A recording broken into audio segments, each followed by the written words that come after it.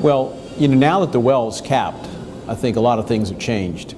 We don't have the images of the oil spewing out into the Gulf, so it gives us an opportunity, to reestablish Louisiana seafood for what it is and the greatness that it has. In our restaurants, we really haven't seen an effect as far as the customers are concerned. We did a little bit when the oil was flowing into the Gulf, but now everyone's eating as much seafood as they did before. I think the big issue for us is exporting Louisiana seafood outside of Louisiana, because many people around the country still believe that the seafood is tainted.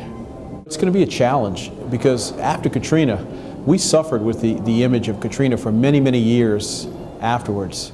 People thought that the city was flooded for several years afterwards, that the water, for example, wasn't safe to drink. And it took us a long time for us to overcome that, and I think we have those challenges with the seafood.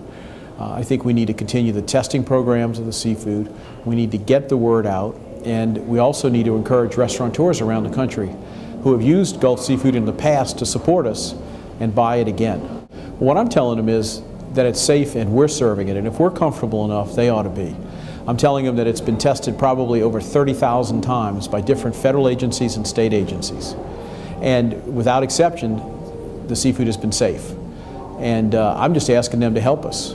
They helped us after Katrina, and would they help us again just by serving it if they served it, on their menus before?